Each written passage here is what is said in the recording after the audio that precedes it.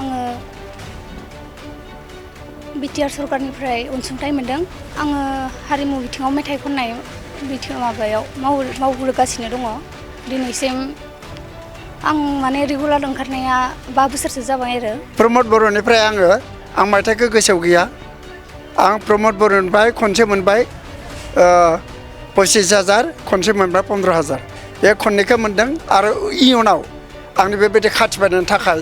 आङो रमद बर'निफ्राय आरोबाव फिन बिदि एसे एनै अनसुंथाइ मोनगोन आं बेखौ आसा फारिनाय थादों। सरकारनिफ्रायथ' अनसुंथाइ मोनदो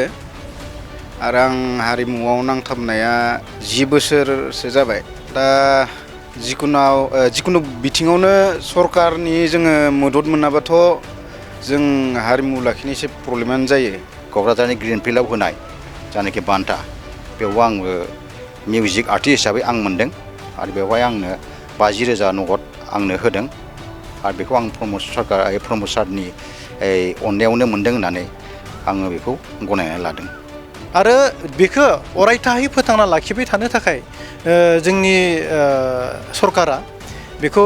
आखायाव लानांगोन। जाय जोङो उदालगुरि जिल्लाया बेयावनो जों सोलोंजोबनो हायो आरो बेबायदि मोनसे फसंथान होब्लासो बेखौ जोङो साफ्रोमबो मोनफ्रोमबो गामिसिम बेखौ लानानै थांनो हागोन आरो बेखौ अरायथा फोथांनानै लाखिबाय थानो हागोन। थारैनो बे समाव आं दायो दंफायो उदालगुरि जिल्लानि सिङाव थानाय मोनसे ओनसोलाव आरो बे उदालगुरि जिल्लायावहा फैनायनि गुबै जाहोनानो जाहैबाय बे समाव आरो नोंथांमोना मिथिगौदि थांनाय गोलाव समनिफ्राय जोंनि बड'लेण्ड बुब्लि खौरां बिजोंनिफ्राय मोनसे अनसुंनाय हाबाफारि लादों आरो बे अनसुंनाय हाबाफारियाव मोनफ्रोमबो बिथिंखौ लानानै मोनफ्रोमबो हाबाफारिखौ लानानै मोनफ्रोमबो आथिखालनि जा बिटिआर सरकारखौ लानानै बिथांमोननि ग्राउन्ड जिर' रिपर्ट लानानै जों नोंथांमोननि गेजेराव लाना फैगासिनो दं। थिग बेबायदिनो जों आबाद बिफानखौ लानानै बायदि बायदि हाबाफारि बिफानखौ लानानै बेबायदिनो फिन आरोबाव जोंनि बड'लेण्ड बुब्लि खौरां बिजोंनिफ्राय ग्राउन्ड जिर' रिपर्ट लाफैदों आरो बेनो जाहैबाय उदालगुरि जिल्ला दुलाराय बर' हारिमु आफादनि गेजेराव जों बे समाव एबा बिथांमोननि सेराव दंफैयो आरो बेनि गेजेरजों माखासे अनसुंनानै ग्राउन्ड जिर' रिपर्ट लागोन, जेराव आथिखालनि जा प्रमद बर'नि दैदेननाय सरकारा बे 5 बोसोराव गोबां खामानि मावनायनि बाथ्रा बुंदों। थारैनो आथिखालनि जा प्रमद बर'नि बाथ्रा बुंनाया बाथ्राल' ना बिथांमोना खामानि मावदों, बेखौ जों ग्राउन्ड जिर' रिपर्ट लानानै उदालगुरि जिल्ला दुलाराय बर' हारिमु आफादनि सेराव माखासे मानि बिथांमोना दैदेननाय हाबाफारि एबा दैदेनलांदों। दा बे दैदेनलांनायनि गेजेरजों थारैनो बिथांमोननि बे दैदेननायाव बिटिआर सरकारनिफ्राय बेसेबां मदद मोनदों आरो बिटिआर सरकारनिसिम दुलाराय बर' हारिमु आफादा मा अजद होयो, बेफोरखौ जों मोनफ्रोमबो ग्राउन्ड जिर' रिपर्टनि गेजेरजों नोंथांमोननि गेजेराव लाना फैगोन। जों बेबायदिनो जोंनि बड'लेण्ड बुब्लिनि गेजेरजों माखासे बिथांमोननिजों जों रोखा मिथिनो नाजागोन दि बिथांमोना जा हारिमुनि थाखाय खामानि मावनायनि बाथ्रा बुंदों, राव थुनलाइनि थाखाय खामानि मावनायनि बाथ्रा बुंदों, सोलोंथाइ बिथिंखौ लानानै खामानि मावनाय बुंदों, लोगोसे ओनसोल जौगानाय, जिल्ला जौगानाय, गामि जौगानायनि गोबां बाथ्रा बुङो। थारैनो बेयो बेसेबां सैथो, बेखौ लानानै जों मिथिनो नाजागोन दुलाराय बर' हारिमु आफादनिफ्राय। बे समाव जोंनि सेराव गिबियावनो जों बिथांनिफ्राय मिथिनो नाजागोन आरो बिथाङा जोंनि मिथिनाय बायदिब्ला उदालगुरि जिल्ला दुलाराय बर' हारिमु आफादनि गाहाय नेहाथारि आरो बिथांनिफ्राय जों गोबां मिथिनो नाजागोन। लोगोसे बिथांजों लोगोसे जाखिनि नोंथांमोना जोंनि बे केमेरा पार्सननि गेजेरजों नुना मोन्दों, बिथांमोननिफ्रायबो जों रोखा मोनथिनो नाजागोन आरो नोंथांमोननो रोखा फोरमायनो नाजागोन दि बिथांमोननि सायाव हारिमुनि सायाव आथिखालनि सरकारा बेसेबां नोजोर, बेखौ जों बिथांमोननिफ्राय जों मिथिहोनो नाजागोन नोंथांमोननिसिम। गिबियावनो जों बे समाव केमेरा पार्सनखौ जों दिन्थिनो थाखाय खावलायनो हाबाय जे बे समाव नोंथांमोना दानानै लानाय दुलाराय बर' हारिमु आफाद दं। दा बे समाव हारिमु थायोब्लासो मोनसे हारिनि सिनायथि। दा बेखौ नोजोर होनानै नोंथांमोना माबोरै खामानि मावगासिनो दं आथिखालाव? बड'लेण्ड बुब्लि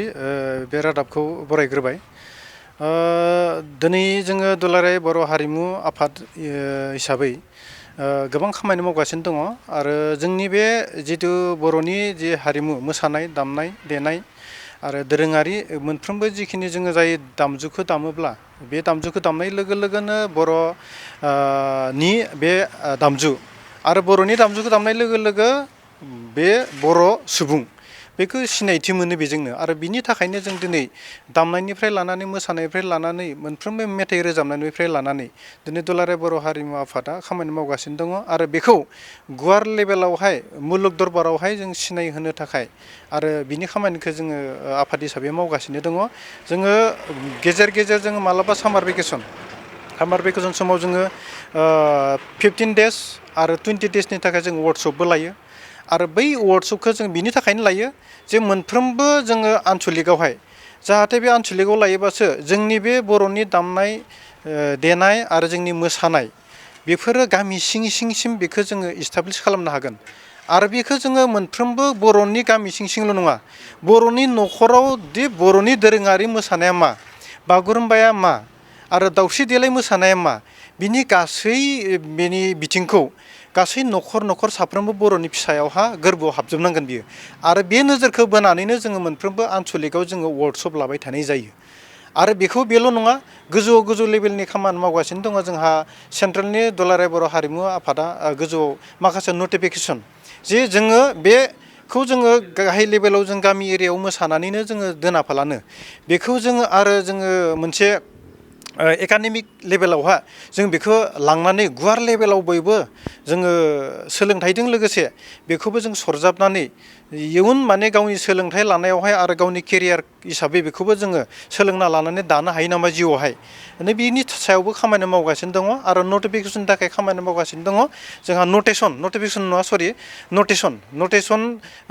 बे दामनाय देनाय मोसानाय आरो रोजाबनाय बे दोरोङारि मोनफ्रोमबो बे आयदाखौ लानानै मोनसे नटेसन बेखौ सुजुबाय आरो बिनि सायावहाय बे नटेसन बायदियैनो जों दिनै फोरोंनो थाखाय साफ्रोमबो इन्सट्राक्टरा बेखौ आखायाव लागासिनो दङ थारैनो बे समाव दुलाराय बर' हारिमु आफादनि बिथाङा उदालगुरि जिल्ला दुलाराय बर' हारिमु आफादनि गाहाय नेहाथारि बिथांनिफ्राय मोनथिना मोनबाय जे आथिखालाव हारिमु आफादा माबोरै खामानि मावगासिनो दं बिनि उनाव जों थोंजों आरो जों माखासे सोंथि खालामगोन खोब सिनियर बिथाङा हारिमुजों खामानि मावबोनाय दा बिथांनि सायाव जों माखासे बाथ्रा एबा मिथिनो नाजागोन बिथांनिफ्राय मोनसे हारिमुखौ माबोरै फोथांना लाखिनांगौ बेफोरखौ जों मिथिनो नाजागोन हारिमुखौ फोथांना लाखिनांगौ बेनि थाखाय आथिखालनि लाइमोनफोरा माबायदि बाहागो लानांगौ होननानै नोंथाङा खावलायो जोंनि बर'नि लाइमोनफोरखौ सेंग्रा सिख्ला जायफोर जेनेरेसन दा नुजाबोगासिनो दङ दा बे गोदान जेनेरेसन जायफोर देरबोदों लावबोदों सेंग्रा सिख्ला बिसोरो सोलोंनांगौ बहुद दङ दा बिनिखायनो जोंनि जानाखि खना खनला थानाय गामियारि ओनसोलनिफ्राय जायफोर जाखांफुनाय सेंग्रा सिख्लाफोर दङ बिसोरो सोलोंनो थाखाय गोबां आग्रह जानानै दंखायो बेनिखायनो जोङो जायगा लायै जायगा बिदिनो जों फोसाबै गासैखौबो जों सायख'आलासिनो खना खनला जों ओनसोलारि जायफोर जेनेबा साप'ज जाखांहांनाय खना खनला सक दं बेबायदिनो रौता सारिआलि बा उदालगुरि बिदिनो भैरबकुन्द बा अरां माजबाद गोबां जायगायावनो जोङो बेबायदिनो मिउजिक स्कुल बायदिसिना जों खुलिदों आरो खुलिनानै जोङो बेफोराव रोंगौथि लाहोदों गथ'फोरखौ जायबा जाय प्राइभेट हिसाबै फोरोंदों सोरबा गभर्नमेन्ट हिसाबै फोरोंदों दा बेवहाय जानाखि भातखान्डे दं जा एलाभात घराना दं दा गोबां बेबायदिनो जोंनि गेजेराव फोसाबनाय सोलोंसालि बेबादि जों गायसननानै लानो गोनां बायध्य जादों जोङो माखासे हिन्दुस्तान बा जोंनि भारतारि जायफोरनि सोलोंनाय बेफोर सोलोंनायखौ रोंथों होननानै जोङो जेनेरेसनफोरखौ जाखांबोनाय सेंग्रा सिख्लाफोरखौ जों रोंथों होननानै दिनैसिम जों आखायाव लाबोदों आरो आवगायगासिनोबो दङ आरो बिनि सोलाय जों दा बैसोगोरा हिसाबै नैबे दा सोलिबाय थानाय इउपिपिएल सरकार प्रमद सारनि जानायखौ दैदेननाय सरकार बिनिफ्राय अनसुंथाइ मोनाखै होननानै बुंनो हाया बिथांनिफ्राय जानाखि एसे एनै अनसुंथाइ मोनदों दा बिनि गेजेराव आंबो सासे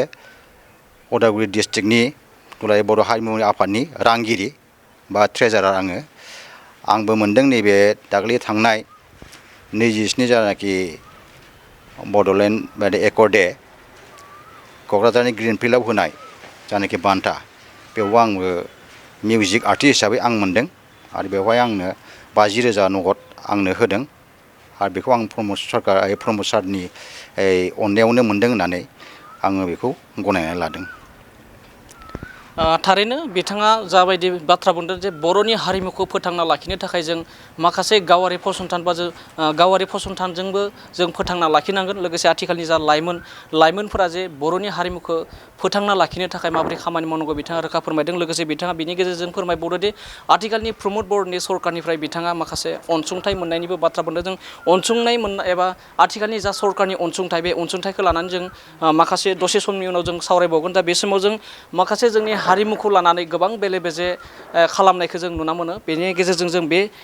बेले बेजे खालामनाय बाथ्राखौनो जों आथिखालनि लाइमोन जाखांफुनाय बे समाव बयबो सिनायनानै बुङोब्लाबो बांद्राय जानाय नङा बे समाव बिथांखौ गावनिफ्रायनो जों सिनायथि लानो थाखाय जों खावलायगोन बे समाव जों नोंथांनिफ्राय माखासे बाथ्रा मिथिनो नाजागोन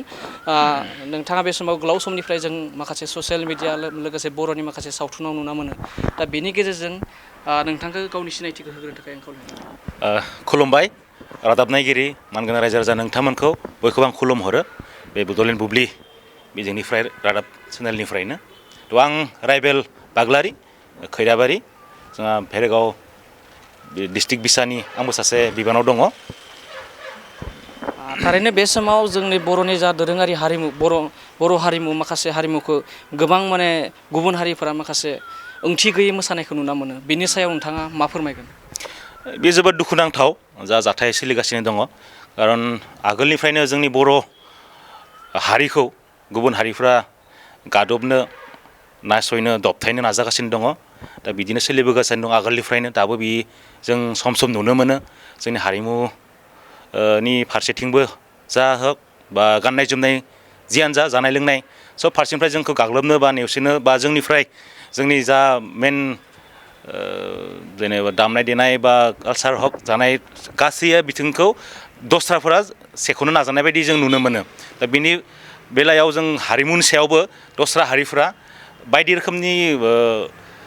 जोंनि थार माबाखौ बोखारनानै बा दानस'नानै बा दस्रा आलादा महर होनानै गावसोर दिन्थियो बा जों नुनो मोनो दिन्थिनाय दस्रा जायगाफोराव जों नुनानै दुखु मोनो आरोना आरो जोंनि गुबै जा जोंनि हारिमु बा मोसानाय दामनाय हक बेखौ जोङो दस्राफोरा बेफोरखौ बेले बेजे बा सोरबा सोलायनो नागिरो दानस्लायनो नागिरो बेलेग सोदेरनो नागिरो बेफोरखौ जों नुनो मोनो आरोना बेखौ नुनानै जों हारिमु लाइनाव हारिमु लामायावहाय खामानि मावनाय सासे आर्टिस्ट हिसाबै जों नुनानै दुखु मोनो बेनो आरोना ज' गिदिर गोलावफोरा बेफोरखौ एसे बिबान लानानै बेफोरखौ दबथायनो नाजायोब्ला जों मोजां मोनो आरोना बे समाव आथिखालनि जा सरकार UPPL सरकार थामहिनबा प्रमद बर'नि दैदेननाय BTR सरकारा गोबां बिथिङाव मदद होनायनि बाथ्रा बुंदों गावारि फसंथानानो जा गुबुन गुबुन सोलोंथाइ बिथिङानो जा आबाद बिफानानो जा गुबुन गुबुन बिथिङाव बे समाव मदद होनायनि बाथ्रा बुंदों बे समाव नोंथांमोना थारैनो BTR सरकारनिफ्राय नोंथांमोननि हारिमुनि जाखिनि खामानि मावगिरि बिथांमोननिसिम बिथांमोननो माबोरैहाय मददा सफैदोंना सफैया नोंथांमोननि सेराव बे फारसेथिं जाबाय गोग्गानाय खोथाया जाबाय दायो जों जा जायगायाव दङ परिबेसाव जोंनि डिजिटेल मिनि सिनेमा हल दा बेखौथ' जोंनि BTR सरकार जा प्रमद सार बिथांनि नाजानायावनो बा बिथांनि अननायावनो दा जों मोननो हादों जायनि थाखाय जोङो सिनेमा हल दिनै रौताव जों दा दंफैयो दा बिदिनो दाब दाब जायगायाव जादों जोंनि थाखाय गोग्गानाय बाथ्रा इयो गोग्गानाय खौरां थ' जोंहा मानोना जोंनि सिनेमा हला जुदि बिदिनो आरो बाङोब्ला गोबां जायोब्ला दाथ' 8था ना 10था बेनोखा होदों सार 8था 6खान अके 6खान जियानो जा दा 6खान जाबाय थ' बिदिनो जुदि बाङोब्ला जोंनि हारिमु लाइनावहाय जा आर्टिस्ट एक्टर एक्ट्रिस बा बायदि बिबानाव खामानि मावग्रा जोंनि हारिमुनि बिथांमोना थोजासे खामानि मोनगोन खामानि मोननायजों लोगोसे नों रां रुफा रांबो मोननो हागौ दा बिदि सोलिनांगोन जोंनि सिनेमाया दा हल थाबासो जोंहा सिनेमा सोलिगोन सिनेमा सोलिब्लासो जोंनि आर्टिस्टफोरा खामानि मोनगोन खामानि मोनब्लासो जोंहा रांफोरखौ मोननो हागोन थ' एसे एनै सोलिनो हागोन थ' बिनि थाखाय आं साबायखर बावहरो पार्सनेलि जोंहा प्रमद सार बिथां BTR सरकारखौ जे हल होनायनि थाखाय साबायखर बावहरबाय मानोना जों हलखौ नांथारगौ जों आर्टिस्टनि थाखाय सिनेमा देखायनो थाखाय सिनेमा सोलिबासो जों आर्टिस्टफोराबो खामानि मोनगोन गावनि एक्टिं आखुफोरखौ देखायनो चान्स मोनगोन सोलिबासो सिनेमाया थ' बेनो आरोना बे समावहा गोदो जोंनि बर' सावथुनखौ दिन्थिनो थाखाय गोबां माने फोथारफोरावसो तुम्बु सोंनानै बायदि बायदि स्कुलफोरावसो माने गोबां खस्थ'नि गेजेरजों दिन्थिनो गोनांथि जायोमोन आरो जाखिनि मोनसे सावथुन दिहुनायाव रां थाङोमोन बैखौ बोखांनोनो गोबां नारा नाथासो बोखांनो हायोमोन आरो बहाबा बांसिनानो 70% लसआवहा सोलियोमोन होननानै जों मिथिना मोनो थारैनो बेबायदि सिनेमा हल बानायनायाव नोंथांमोना सिगांनिख्रुइ साबसिन जागोन होननानै सानोना जागोन अभियासलि जाखागोन खारन बिदि नोंथाङा जाबायदि खोथा बुंबाय फोथाराव जे प्रजेक्ट पर्दा लागायनानै जा सिनेमा देखायो थ' बेयाव आंबो सिनेमा लांनानै देखायनाय मानसि सासे आगोलाव आरोना दाबो लाङो सम दाबो देखायहैयो लाङो उफाय गैया जेरै सिनेमा सोलिनांगोन नालाय थ' बेयाव जोबोर खस्थ' जायो अखा बारनि खोथा थायो देग्लाय जोंनि जा सिनेमा ओंखारनाय जोंनि गाब गैयै जायख्लं थ' बेयाव आं प्रडाक्सन मेनेजार हिसाबै आंबो मेन केरेक्टाराव दंमोन भिलेनाव थ' जों फार्स्ट श' जेला देखायनो थाङो थ' बेयाव मोनब्रै ना मोनबा श' दङमोन दा अखा बोथोरनि थाखाय जों देखायनो हायासै जों थांनानै रिटार्न फैनो गोनां जादों क'क्राझारसिम थ' बेबायदि आरोना थासारिया हालोदा जोबोर गाज्रिमोन दाथ' बे हल फैबाय जोबोर मोजां जासिगोन दायो रायजो राजाफोरा जाय सावथुन नायनो मोजां मोनो बिथांमोना गोसो बायदि फैना नायनो हागोन सावथुन लागायब्ला थ' बिदि आरोना दा बिदिनो जों प्रजेक्टआव जुदि देखायहैयोब्ला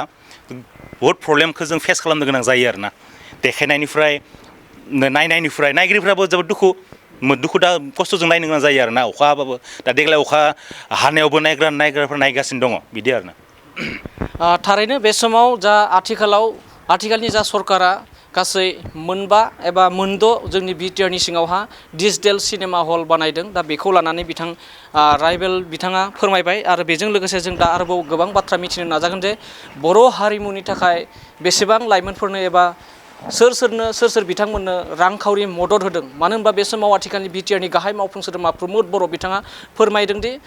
गावारि अनसुंथाइनि थाखाय एबा गावारि फसंथाननि थाखायबो गोबां रांखावरि होदों लोगोसे बेफोरबायदिनो हारिमु बिथिङावबो हारिमुजों नांथाबनाय दैदेनगिरिफोरनोबो बे समाव रांखावरि होनायनि एबा मदद होनायनि बाथ्रा बुंदों थारैनो बिथांमोननि गेजेराव सोर सोमोन्दो जों नोंथांमोननि गेजेराव ग्राउन्ड जिर' रिपर्टनि गेजेरजों जों मिथिनो नाजागोन दा बे समाव फिन आरोबाव जोंनि इसारावहा दंफायो नोंथाङा बे समाव बेसेबां बोसोरनिफ्राय हारिमुजों नांथाबनानै दंबोयो आरो आथिखालनि जा प्रमद बर'नि सरकाराव नोंथांमोना मदद मोनदों मोननानै सहाय मोननो हादों एक्सुवेलि आं हारिमुआव सिगांनिफ्राय नांना दङ बिदिनो इमान कमार्सियेल लाइनाव थायाखै आं बे हिसाबै आं एप्लाइबो खालामाखैमोन बे हिसाबै आं मोनथ'वाखै आरो अनसुंथाइ नाजायाखै आरो मोननो थाखाय दा जुदि कालसाराव आं दा फैफिनबाय बेगाव दंमोन दा फैफिननाय हिसाबै आं दा मोनोबा मोजां जागोन दा बे रखम सोलिलांबाय थागोन आरो नोंथाङा बबे ओनसोलनि आं भेरगाव आनसलिकनि दिमाकुसि आनसलिकनि दिमाकुसिनिफ्राय फैदों थारैनो बे समाव बिथाङा खावलायदों दि फैबाय थानाय समाव जाहाथे आथिखालनि जा सरकार बे सरकारनि सेराव बिथाङा आर'ज गाबदों जाहाथे मोनफ्रोमबो बिथिंखौ बिथाङा नोजोर होयो हारिमु बिथिङाव खामानि मावनायावहा बे समाव बयनिख्रुइबो सिनियरसिन जोंनि ओनसोलाव सिनियरसिन आदा दङ बिथाङा हारिमुजों गोबां गोलाव बोसोर बिथाङा बर' हारिनि हारिमुखौ बिथाङा गोबां हारिमुनि गेजेराव गोबां बिहोमा दं होननानै जों फोरमायनांगोन मा फोरमायगोन आदा गोलाव बोसोरनिफ्राय नोंथाङा बर' हारिमुनि थाखाय खामानि मावबोदों दा बेखौ लानानै आथिखालनि लाइमोनफोरखौ लानानै नोंथाङा मा फोरमायगोन आरो हारिमुनि सोमोन्दै मा फोरमायगोन नोंथाङा गोजोन्थों खुलुमबाय गासैबो आंनि ओनजोलैफोर आं दिनै 1991निफ्राय आं 1992आवहा अल आसाम डिप्ल'मा लादों बेनिफ्राय 1994निफ्राय आङो अस्टा डिप्ल'माखौ लाना आङो फिल्ड सार्भिस खालामदों बा फिल्डआव गिदिंदों आंनि मुङा ओरैनो लिखित मेन सार्टिफिकेटआव बिस्थिराम बर' ब्रेकेट बिरबाथिख्रेब बर' आनसलिक बर' बाजार डिस्ट्रिक्ट उदालगुरि गामि सोमलिगुरि दिनैसिम आङो बेसे बैसोआलागि आङो बिदिनो बर' हारिमुनि जा गोहोमखौ लानानै आंहाथ' इन्टारेस्ट दंखायो नालाय गोहोमखौ लानानै जा मावबोबाय 1994निफ्राय आं अस्टार डिप्ल'मा खालामना फिल्डआव ओंखारनाय लोगो लोगो 2007निफ्राय सेन्ट्रेल हारिमु आफादा आंखौ मोन्दांथि मोननानै डाइरेक्ट न'निफ्राय फैना आंखौ लांबाय direct Gossaigaon training Bongaigaon training Kokrajhar training Tamulpur training आरो दतमा training Karbi Anglong training Shillong Nehru stadium training Gohpur training बिदिनो ट्रेनिं लायदों 14 बोसोर ट्रेनिं लाबाय मोनफ्रोमबो ट्रेनिंआव उथ्रिनो हाबाय बर'नि बे खुगा मोसानाय बा फक डेन्सआव दिनैसिम दा सेन्ट्रेल हारिमु आफादनि जोंनि जाबा फोरोंगुरु बिथांमोना जेनेबा आंखौ आंनि आखु आंनि रोंनाय आंनो बानो रोङि लाजिनो रोङि गिनो रोङिखौ मोननानै सेन्ट्रेल हारिमु आफादा आं दा नोंथांमोननि सिगाङाव बुंगोन नोंसोर आंनि ओनसोलनि मानसि सेन्ट्रेल हारिमु आफादनि बिगोमाफोरा बिबानगिरिफोरा आंखौ बुङो नों बायदि मानसिखौ जों मोनफिननो हानांगौमोन ना नोंहा दिनै एसे गाबोन एसे बैसोआ बारलांबाय नोंखौ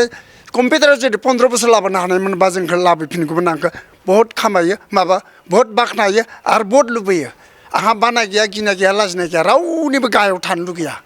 आरो रावनिबो आं गिदिर जानो लुगैया मिडियाम नर्मेल थानो लुगैयो आं जाथिनि थाखाय दिनै बानायदो 1992 निफ्राय आं दिनैसिम आंहा एजआ 65 नै 25 जों 2025 दे 65 जाफैबाय होमबा आं दिनैसिम बानाय गैया मोजोमनाय गैया होमबा आं दासिमबो फिल्डआव ओंखारो होमबा सेन्ट्रेल हारिमु आफादा आंखौ बिथोन होदों बोसोरनैनि सिगां बे रौतायाव मोनसे जोंहा कनफारेन्स जायाखैमोन बेयाव थानेश्वर बर'खौ एवार्ड होबाय ओमफ्राय जों सानैदो एखे डिप्ल'मा लानायमोन दाना एखे डिप्ल'मा लाबाबो बिरबायदिखौ ओरैबायदि साहस दंबावो गियान दंबावो साननाय दंबावो बेहा हारसिं फ्रि हाबावगोन होननानै आंखौ एवार्ड होआखै बेखौ होबाय ओमफ्राय आंखौ बुंदोंमोन 2025आव आंखौ जेनेबा सेन्ट्रेल हारिमु आफादनिफ्राय बा साहित्य सभानिफ्राय बा एबसुनिफ्राय आंखौ जेनेबा बुंदोंमोन आरो 25आव नोंखौ एवार्ड होगोन होननानै ओमफ्राय दिनै गैथ'वा आंबो जेनेबा सानदोंमोन आरो मोनबा हामगौमोन होननानै आंहाबो बैसो जाबायना ओमफ्राय उपाय गैया आं दिनैसिम हारिमु आफादाव बानाय गैया मोजोमनाय गैया गिनाय गैया लाजिनाय गैया आं नै दा फैगोन बोसोरनिफ्राय आङो जेनेबा सेन्ट्रेल हारिमु आफादखौ दाखालि चिराङाव बुंदोंमोन आङो 2026निफ्राय मोसाला ओंखारला होनना बुंदोंमोन मानो हाया 5 बोसोर हाबावगोन होनना बुंबावो सेन्ट्रेल हारिमु आफादा ओमफ्राय आं उपाय गैया आं मेगन मोदै रुथु गाबना फैनानै जोंहा नेहाथारियानो दङ हनै रन्जित नार्जारियानो होमबा उपाय गैया आं बिदि थानो बायध्य जादों आरो ओनजोलैनि गथ'फोरा आं उन्दै जोलैनि गथ'फोरखौ बुंदों नोंथांमोना जेबो बानो मोना गिनो मोना लाजिनो मोना नोंस्रा सम दङ बैसो दङ आंहा सम गैला बैसो गैला आंहा देग्लाय 2025 जों 65 इयार्स जाबाय होमबा आंहा दा बानाय थानांगोन बा मानाय थानांगोन आं जेबो मावैखासो बेखिनिखौ आङो दा दिनैसिम आबुं खालामनो हादों बर' जाथिनि थाखाय आंहा जथेस्थ' साननाय हनाय दोङो एबसुआनो जा साहित्यआनो जा हारिमुआनो जा आरो जिखुनु जाथियानो जाबो ओरैबायदि साननाय दङ ओमफ्राय आङो हानायसिमखौ आं मावलांगोन थांखि बायदि बै समाव आं थांखि लाखानाय आं बेखिनिखौ बुंनानै नोंथांमोननि सिगाङावहा बे समावहा गोबां आथिखालाव नुना मोनो माखासे गामि ओनसोलफोराव बर'नि हारिमुफोरखौ दोरोङारि मोसानायाव गोबां खम ओंखारो दा बैफोरनि थाखाय नोंथाङा माबायदि खावलायगोन रायजो राजाखौ बर' हारिमुखौ फोथांना लाखिनो थाखाय मा खावलायगोन आं दाब जायगायाव बिदिनो खावलायबोगासिनो फंबाय दाब जायगायाव बिदिनो खावलायदों जोंनि बर' हारिनि हारिमु दोरोङारि मोसानाय हारिमुखौ नोंसोरो जुदि लाखिनो हायाबा जोंहा बर' जाथिया गोमालांगोन बा गोग्लैलांगोन ओंखायनो जोंबायदि नोंसोरबो थांखि लाना ओंखार जों दिनै नाजागोन ना नोंसोरखौ हायिखौ जों फोरोंगोन जों एसे कचिं मोननाय जों गुरु मोननाय इरि मोननाय जों फोरोंगोन नांगौबा नोंसोर जोंखौ कल खालामा जों नोंथांमोनखौ हेफाजाब होगोन ओंखायनो नोंथांमोना डाउन जानो नाङा लासिं सिं जानो नाङा ओंखायनो लासिं सिं साननो नाङा हाजासिमबो जों नाजागोन आरो हाजासिमबो जों हेफाजाब होगोन हेफाजाब होनायजों लोगोसे नोंसोरो दाब जायगायावहा सोरबा नांगौ जायोबा आंखौ कल खालाम आंनि बादै ओनजोलै दंबावो उन जेनेरेसन आंनि डिप्ल'मा मोननाय कचार ओंखारबोबाय जोंनि उदालगुरि डिस्ट्रिक्टआवनो दिनै दायो खैजोन ओनजोलैनि हिरि मोननाय डिप्ल'मा मोननाय दङ माबायाव जुनियर इन्सट्राक्टर होमबा बेखिनिखौ लाना आं बुङो आंखौल'थ' मोनजानो लुगैनो नाङा आंहा दिनै बैसोबो जाबाय टाइमबो मोना इरिबो मोना ओंखायनो हायोबा नोंथांमोना आंखौ कल खालाम नोंसोरनो टिचार नांगौबा इन्सट्राक्टर नांगौबा आङो नोंथांमोननो फोथायगोन बेखिनिखौ बुंनानै आङो फिल्डआव बेखिनिखौ आङो बुजायना गारबोयो आरो थेंक इउ दा दसे समनि उनाव आरो बिथांमोननिसिम जों फैबावगोन दा फिन आरोबाव जों फैगोन सरकारनिफ्राय अनसुंथाइ मोननाय बिथांमोननि सायावहा बिथांमोना मोनदों ना मोनाखै दिनै बे जोंनि बे जा अनसुंनाय हाबाफारि बे अनसुंनाय हाबाफारियाव थारैनो सोर मोनदों नुजाथि फैनाय बे अनसुंनाय हाबाफारियाव नुजाथि फैनायनि गेजेराव सोर मोननो हादों दा बिथांमोननि सेराव जों मिथिनो नाजागोन बे समाव फिन आरोबाव जों आदाफोरनि खाथियावहा फैदों बे समाव आथिखालनि जा बे समाव नोंथाङा बर' हारिमु आफादावहा दङ एबा हारिमुजों नांफाना दङ दा आथिखालनि सरकाराव नोंथाङा मदद मोननो हायाखै आरो नोंथाङा बबे ओनसोलनिफ्राय आरो बबे ओनसोलावहा खामानि मावगासिनो दं गिबियावनो बड'लेण्ड बुब्लिखौ बरायग्रोनाय जाबाय दा सोंथि बायदिहै दा आथिखालनि सरकार बिटिआर सरकार बिथांमोननि गेजेरजों एसे अनसुंथाइ मोननो हादों बेनि सिगाङावहा मोनफेराखैमोन बेखिनियानो नोंथाङा माबे ओनसोलनिफ्राय? आं उदालगुरि डिस्ट्रिक्टआनो आंनिया जायगाया अरां जाहैबाय नामा जाबाय जुगेन बसुमतारी गामिया भुगदल। थारैनो बिथाङा आथिखालनि जा सरकार बे सरकारनि अननायावहा एसे अनसुंथाइ मोननायनि बाथ्रा बुंदों। फिन आरोबाव जोंनि खाथियाव आब' दङ, आब'निफ्राय जों मिथिनो नाजागोन। नोंथाङा सासे हारिमुनि हिसाबै बेवहाय बाहागो लाफैदों अनसुंनाय हाबाफारियाव। दा बेसेबां बोसोरनिफ्राय नोंथाङा बे हारिमुआव बर'नि हारिमुआवहाय एबा बर' सावथुन मुलुगफोरावहा बेसेबां बोसोरनिफ्राय बाहागो लाबोदों आरो आथिखालनि जा सरकारा मदद होनायनि बाथ्रा बुंदों बे मदद होनायाव नोंथांमोना मोनदोंना मोनाखै? खुलुमबाय, आंनि मुङा जुनिमा बसुमतारी, गामिया जाबाय 1 नं नलबारि, डिस्ट्रिक्ट उदालगुरि। एक्चुअलि आङो एसे उन्दै समनिफ्रायनो हारिमुआव नांथाबनानै दंमोन। क्लास 7-8 निफ्रायनो आं बेबायदि नांफानानै दङ। बेराफारसे हारिमुजों लोगोसे आङो क्लासिकेल आयदायावबो नांथाबनानै दंबोयो आरो क्लासिकेलाव आङो दिनैसिम निपुन कमप्लिट खालामनाय जाबाय, मास्टार डिग्री। आरो बेनि उनावहाय आङो अल इन्डिया रेडिअ आर्टिस्ट हिसाबै आङो 2018 आवहाय सासे एप्रुभ आर्टिस्ट महरै गनायजादों। दिनैसिम आङो अनसुंथाइ हिसाबै जोंनि बे बिटिआर सरकारनिफ्राय खनसे बिदि अनसुंथाइ मोनफेरबाय। बेयो जोंनि थाखाय गोजोनथाव बाथ्रा आरो आं बेखौनो खावलायनो सानो जोंनि बे रेडिअ आर्टिस्टफोरनि थाखाय सोलिबाय थानाय बे बिटिआर सरकारनिसिम आं बेखौनो अनुरद खालामो, जोंबो जेन मोजाङै सोलिलांनो हानाय मोनसे मोजां बेबस्थाखौ सारमोना एसे नायहरो उननि थाखाय, बेबायदि खावलायनानै थाबाय। बे समाव जोंनि बर'नि गेजेराव एबा बिटिआराव गोबां सरकार फैबाय, गोबां थांबाय। दा गोदोनि समाव नोंथांमोना बेबायदि आथिखालाव जा प्रमद बर'नि सरकारा अनसुंथाइ होदों, जा एसे होदों, बेबायदि सिगाङाव मोनबोदोंना मोनबोआखै नोंथाङा, जेराव नोंथाङा क्लास 7निफ्राय जुदि हारिमुआवहाय नांथाबना दं? बिदिथ' जों मोनफेरबोआखैमोन आरो मोनफेरनाय जायाखै आरो। माबे ओनसोलनि नोंथाङा? उदालगुरि। थारैनो बे समाव बिथाङा फोरमायदों जे आथिखालाव जा रेडिअ आर्टिस्टफोरनि सायावबो जाहाथे आथिखालनि जा सरकारा नोजोर होयो, थांना थानायनि थाखाय माखासे राहा होयो, बिथाङा खावलायदों। दा बे समाव फिन आरोबाव जोंनि सेरावनो दङ जे थारैनो फिन आरोबाव जों मिथिनो नाजागोन बे जोंनि अनसुंनाय हाबाफारियाव बाहागो लाफैनायनि गेजेराव आरो बिथां सासे दंबावो, जा बिथाङा मा फोरमायगोन जे दिनै जों अनसुंनाय हाबाफारि लादों, नोंथांमोना आथिखालनि जा सरकारनि सायाव हारिमुखौ माबोरै नोजोर होनांगौ होननानै नोंथाङा खावलायो आरो नोंथाङा आथिखालावहा बर' हारिमुनि खामानि मावनाय हिसाबै अनसुंथाइ मोनदों ना मोनाखै आरो जायफोर मोनाखै बिथांमोननि थाखाय नोंथाङा मा खावलायो? खुलुमबाय, मोननाया आंबो मोनदों, जोंनि बिटिआर सरकारनिफ्राय एसे अनसुंथाइ मोनदों। बेनिफ्राय दा माखासे इयुन जोलैफोरा मोनाखैबा बिथांमोननि थाखायबो एसे माने सरकारा एसे नायनानै नोजोर होनानै बिथांमोननोबो एसे सहाय होनायखौ आंबो लुबैयो। आरो नोंथाङा बेसेबां बोसोरसोनिफ्राय बे हारिमुआव खामानि मावो? आं 8-10 बोसोरसो जाबाय आरो आं लोगोसे हारिमुआव थियाटारावबो थाबोनाय, बेनिफ्राय सिनेमाबो खालामदों, एलबामबो खालामदों, बिदिनो आरो दंबावो आरो माखासे एसे। दा जोंनि गेजेराव सरकारा गोबां फैबाय, गोबां थांबाय। सिगांनि समावहा नोंथांमोना सिगांनि समावथ' आं मोनथाराखै मोननायालाय, नै दा जोंनि बे बिटिआर गभर्नमेन्ट फैनायनिफ्राय आं मोनदों, प्रमद सार फैनायनिफ्राय बेयाव एसे अनसुंथाइ मोनबाय आरो। बे समाव हारिमुनि थाखाय प्रमद बर'आ एसेब्लाबो सानदों, बेनि थाखाय नोंथाङा माबोरै साबायखर बावो? साबायखर माने साबायखरखौथ' बावनांगोन, बिथाङा दा जोंनि थाखाय माखासे हारिमुनिखौ डेभेलप खालामनायनि बाथ्रा बुंदों आरो मावदोंबो, माखासे मावा नङा मावदों, बेखौनो माने बेखौनो बुंबाय आरो आं। थारैनो बिथाङा हारिमुनि सोमोन्दै फोरमायबाय आरो बिथाङा थांनाय 10-12 बोसोरनि सिगांनिफ्रायनो हारिमुखौ लानानै खामानि मावबोदों। थांनाय समाव बेफोरबायदि जेबो अनसुंथाइ मोनाखैमोन, नाथाय आथिखालाव जाखिनि प्रमद बर'नि 5 बोसोरनि सरकार बिथाङा मोननायनि बाथ्राखौ फोरमायदों। फिन आरोबाव जों सासे आदा दंबावो, बिथांनिफ्राय जों मिथिनो नाजागोन जे बे समाव नोंथाङा हारिमुनि खामानि मावदों, हारिमुनि खामानि मावनाया बेसेबां बोसोर जाबोखो आरो थांनाय समाव माबायदिमोन आरो आथिखालनि जा थासारि, हारिमुनि थासारि, बेबायदि थासारियाव माबायदि सोलिगासिनो, लोगोसे नोंथाङा जा सरकारनि अनसुंथाइ होनायनि बाथ्रा बुंबाय थादों, बे अनसुंथाइफोरखौ मोननो हादों? गिबियावनो खुलुमबाय बड'लेण्ड बुब्लि रादाबनिसिम। दानि सरकारा जे अनसुंथाइ होनाय, बे अनसुंथाइखौ आंबो मोनदों। बे अनसुंथाइखौ मोननो थाखाय आंनो होनायनि थाखाय आङो बिटिआर सरकारनि जि प्रमद बर' सार, लोगोसे दावबायसा बर' सार, बिथांमोनखौ आं साबायखर बावो। लोगोसे आङो बेखौनो खावलायनो सानदों, हारिमुनि खेथ्रआव दायो जोंहा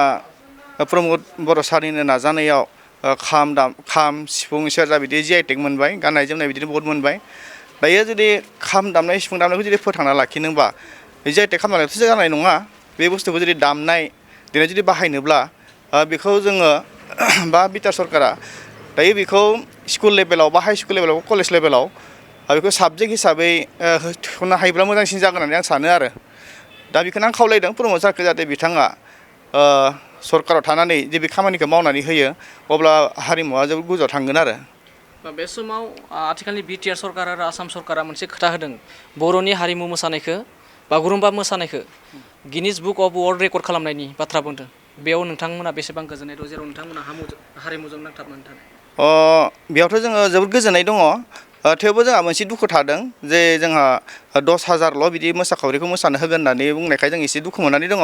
दा जोङो गिनेस वर्ल्ड बा वर्ल्ड रेकर्ड खालामनोबा जोङो खमावनो 15,000निफ्राय 18,000 जों खालामनो हानांगोन अब्लासो बियो गिनेस वर्ल्ड रेकर्ड जागोन नङाबाथ' जानाय नङा ओरैनो नङाबा दिन्थिफुंनायल' जागोन बियो थारैनो बे समाव बिथाङा फोरमायबाय जे आथिखालनि जा प्रमद बर'नि सरकारा माबायदि खामानि मावबोनांगौ दं आरो फैबाय थानाय समाव जे बर'नि हारिमुखौ फोथांना लाखिनो थाखाय जेरै GI टेग खालामनायनि बाथ्रानि सायावबो बिथाङा फोरमायदों फिन आरोबाव जोंहा सासे फंबाय दं फंबायनि सायाव जों मिथिनो नाजागोन नोंथाङा हारिमुनि खामानि मावबाय थादों नङा होमबा दा बे समावहा नोंथाङा हारिमुनि खामानि मावनाय हिसाबै सरकारनिफ्राय मा मदद मोननो हादों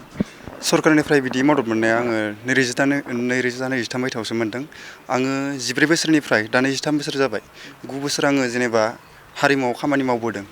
बेफोरबायदि हारिमुआव खामानि मावनाया माबायदि होनदोंबा माने सरकारा गोजौ माने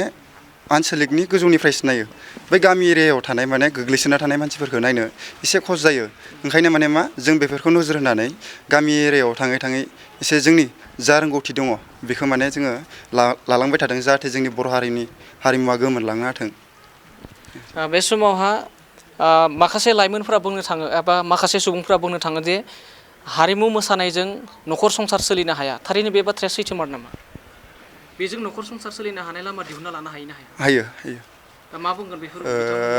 दायो जाय बिथांमोना बेफोरबायदि सानदों माने बिदिबो सानद्रायनाङा जे हारिमुआव नांथाबना थायोबा न'खर सलायनो हानाय गोहोआ गैया जायो माखासे बिथिं दङ जाय बिथिङाव माने नोङो गावखौनो हारिमु बिथिङाव मोजां गोख्रोङै गसंनो हानाय खालामना लादोंबा गावखौ माने हारिमु बिथिङावनो थांजासिम माने थैजासिम बेयावनो जालांनो हानाय गोहोखौ गाव बनायना लानो हायो थारैनो बे समाव माखासे समाव जों नुना मोनो बाथ्रानि गेजेरजों नुना मोनो जे हारिमुनि खामानि मावग्राफोरनि न'खर संसार जानाया गोबां दुखु खस्थ' जायो होनना बुंदों लोगोसे बेजों न'खर संसार सलिनो हानायनि लामा बानायना लानो हाया होननानै फोरमायो नाथाय बे समाव बिथां फंबाया फोरमायबाय जे बर'नि हारिमु दोरोङारि जा हारिमु बे हारिमुनि गेजेरजोंबो गावनि थांना थानो हानाय बिनि सायावहा खामानि मावना लानो हायो बेनि सायाव बिथाङा फोरमायदों बे समाव फिन आरोबाव जोंहा सिस्टार दंबावो बिनानावनि सायाव जों मोनथिनो नाजागोन दे बर' हारिमुनि सायावहा गोबां माने आथिखालनि सरकारा फोरमायो जे मदद होनायनि जौगानायनि फोथांना लाखिनायनि दा बे समावहा थारैनो नोंथांमोना बिटिआर सरकारनिफ्राय मदद मोनदोंना आरो माबोरैहाय मदद मोनदों खुलुमबाय आङो बिटिआर सरकारनिफ्राय अनसुंथाइ मोनदों बेसेबां बोसोरनिफ्राय नोंथाङा बेबायदि हारिमुआव खामानि मावबोगासिनो दं मा बिथिङाव मावबोगासिनो दं आङो हारिमु बिथिङाव मेथाइ खननाय माबायाव मावबोगासिनो दङ दिनैसिम आं माने रेगुलार ओंखारनाया 5 बोसोरसो जाबाय आरो बिदि सिगाङाव बिदि ओंखारोमोन होमबाबो एसे एनै ओंखारोमोन सिगाङाव बेफोरबायदि अनसुंथाइ मोननो हादोंना हायाखै दायो खनबेसे मोनखो नोंथांमोना आङो खनसे जादों माबे माबाखौ मोनखो नोंथाङा बेसेबां मदद होदों नोंथाङा 2023 मायथाइयाव मोनदों आङो अनसुंथाइखौ 10,000 रां थारैनो बे समाव बिथाङा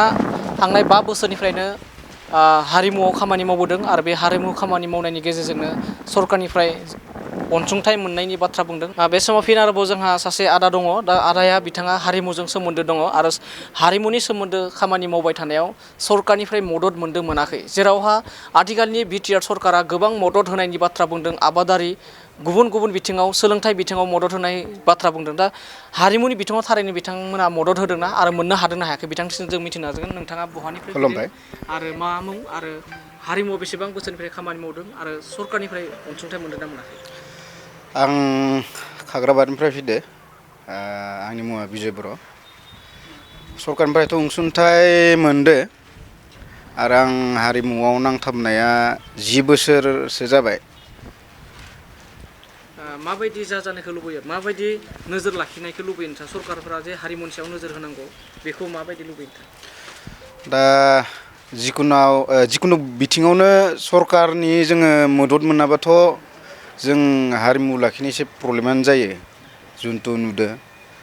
बेनिखायनो सरकारा एसे बेफोरखौ बिजिरना नायनांगोन आरो एसे नोजोर होनांगोन माने। थारैनो बिथाङाबो सरकारनिफ्राय अनसुंथाइखौ मोननो हादों। बे समाव फिन आरोबाव जों बयनिख्रुइबो सिनियरसिन होनना बुंनांगोन बिरबाय टिक्रेट आदा बिथांनिसिम जों बिथांनिसिम बे मददफोरा सरकारनि जा मदद बे मददफोरा सफैदोंना सफैयाखै मोननो हादों ना हायाखै जों बिथांनिफ्राय मिथिबावनो नाजागोन। बिथाङा दा बयसो बर'नि हारिमुखौ फोथांना लाखिनायनि बाथ्रा बुंदों आरो बिथांमोना जे गोलाव बोसोरनिफ्राय बर' हारिमुनि खामानि मावबोदों। दा बे मावबोनायाव सरकारा नोजोर होनो हायाखै। बे समाव नोंथांमोना आथिखालनि जा प्रमद बर'नि सरकार बे प्रमद बर' सरकारनियाव मदद मोननो हादोंना हायाखै आरो फैबाय थानाय इयुन जेनेरेसननि थाखाय सरकारा माबायदि हारिमु बिथिङाव खामानि मावनांगौ होनना सानो? खुलुमबाय। आंजों लोगोसे गासिबो फंबाय आरो बिदा आरो आंनि उन्दै जोलै मानसिफोर। दायो जेनेबा जोंहा नैबे प्रमद बर'नि सरकारावहा जेनेबा माबाफोर मोनसे अनसुंथाइ मोनदों नामा बेखौ जोंहा सोंगिरिफोरा सोंनायलाय आं बुंनो सानदों। प्रमद बर'निफ्राय आं मायथाइखौ गोसोआव गैया। आं प्रमद बर'निफ्राय खनसे मोनबाय 25,000 खनसे मोनबाय 15,000 बे खननैखौ मोनदों आरो इयुनाव आंनि बेबायदि खाथि बानायनो थाखाय आङो प्रमद बर'निफ्राय आरोबाव फिन बिदि एसे एनै अनसुंथाइ मोनगोन आं बेखौ आसा फारिना थादों। रायजो राजा नोंथांमोन आरो फंबाय बिनानावफोर आङो साखेत बुंदों 25,000 खनसे 15,000 खनसे बेखिनिखौ आङो रोखा नोंथांमोननि सिगाङाव आं डिक्लेयार होबाय। आं दा आंनि बुंनायखौ बेखिनियाव फोजोबनाय जाबाय। गोजोन्थों। थारैनो बे समाव जों बे अनसुंनाय हाबाफारिखौ खम समनि गेजेरावनो जों फोजोबनो थांगासिनो दं। दा बिनि सिगां जों आरोबाव उदालगुरि जिल्ला बर' हारिमु दुलाराय आफादनि गाहाय नेहाथारि बिथांनिसिम जों मिथिबावनो नाजागोन जे बर' हारिमुखौ फोथांना लाखिनो थाखाय सरकारा माबोरै खामानि मावबोनांगोन आरो हारिमुखौ फोथांना लाखिनो थाखाय आथिखालनि लाइमोनफोरा माबायदि गोख्रों जानांगोन। लोगोसे जोंनि बर' हारिमुखौ गोबां गुबुन हारिफोरा मोनसे जाय महर गैयै मोसानाय दामनायखौ नुनो मोननाय जायो। बेफोर मोनफ्रोमबो बिथिङाव नोंथाङा खनसे माबायदि बरायबावबाय फिन खनसेबाव। दिनै बर'नि जे दोरोङारि जि हारिमु बे हारिमुखौ फोथांना लाखिनायावहाय जोङो गोदो समाव जों नुयोमोन जोंनि हारिमुखौ फोथांना लाखिनो थाखाय गावनि अन इन्टारेस्ट गाव गोसो जानाय इन्टारेस्ट जानानै आरो बेयाव मोनसे गावनि नेचार मोनसे थायो आरो बे हारिमुखौ आं मोजां मोनो। गावनि अन इन्टारेस्टजोंसो बेखौ मोसायै फोथांबोबाय थादोंमोन आरो बेबायदियैनो बै बिथांमोना सोरबाया बेबायदि बिराद गोदोनिफ्राय रंजा बाजा बेबायदि मोसानानै हारिमुखौ फोथांबोदोंमोन आरो सोरबाया रुंसारि जालांबाय। आरो दिनैनि दिनाव बेबायदि बिथांमोननिसिमबो धन्यबाद बावनांगोन साबायखर बावनांगोन। बिथांमोना जि गावनि जि खामानि दामानिखौ दोनथ'नानैब्लाबो एसेबां जे खस्थ' खालामनानै बेबायदि मोनसे समखौ दिहुननानैब्लाबो बर'नि जे दोरोङारि मोसानाय जायजों जों मोसायोब्ला बर'नि हारिमुजों सिनायथि मोनो बर' हिसाबै बेखौबो दिनैसिम फोथांनानै नैबेसिम लाबोबाय। आरो बेखौ अरायथायै फोथांना लाखिबाय थानो थाखाय जोंनि सरकारा बेखौ आखायाव लानांगोन। खारन माखासे खामानि दङ गाव जोंनि गेजेरावहाय माखासे सम होनानै जे जोङो खामानि मावनानै बेखौ फोथांनो हायो। नाथाय माखासे गभमेन्टनि सहायज आरो मदद गोनांथि जायो जायखौ गभमेन्टनि आरो सरकारनि गनायथि आरो मदद गैयाब्ला बेखौ मावनोनो हाया। जेरैहाय जोंहा बेखौ अरायथा फोथांनो थाखाय आं सानदों उदालगुरि जिल्लानि हारिमुनि सासे दैदेनगिरि हिसाबै बेखौ आं एनालाइसिस खालामबाय थादों आरो बेखौ सेन्ट्रेलनि एग्जिकिउटिभफोरावबो आं बेखौ मालाबा बुङो। जोङो मोनफ्रोमबो जिल्लायावहाय मोनसे बर'नि दोरोङारि मोसानाय मोनसे फसंथान जाय जोङो उदालगुरि जिल्लाया बेयावनो जों सोलोंजोबनो हायो। आरो बेबायदि मोनसे फसंथान होब्लासो बेखौ जोङो मोनफ्रोमबो गामिसिम बेखौ लानानै थांनो हागोन आरो बेखौ अरायथा फोथांनानै लाखिबाय थानो हागोन। नङाब्ला बियो मा जायो मालाबा जों कनफारेन्स जायो मिटिं जायो बेयावल' बाहायो आरो बेयाव सानथाम सानब्रै मालाबा 10 दिनल' वर्कशप खालामनानै बे मिटिंआव मोसानो थाखायल' जों बे बुस्थुखौ माला सोलोंनानै आरो अखानायनिफ्रायनो बियो जोबलांना थायो बेबायदि जोंनि हारिमुवा थांनानै थानाय नङा ओंखायनो बेयाव सरकारा बिटिआर सरकारखौ आङो गुरैयै खावलायदों बे गोबां बिथिङाव खामानि मावबोदों आबादारि बिथिङाव दहायनो बुंलांदों गोबां बुंथिगिरिफोरा आरो जों मावनायखौबो नुदों हारिमु बिथिङावबो एसे जोंखौबो नोजोर होनानै जे जों हारिमुखौ बोरै जों अरायथा फोथांनानै लाखिनो हायो दा बेजों लोगोसे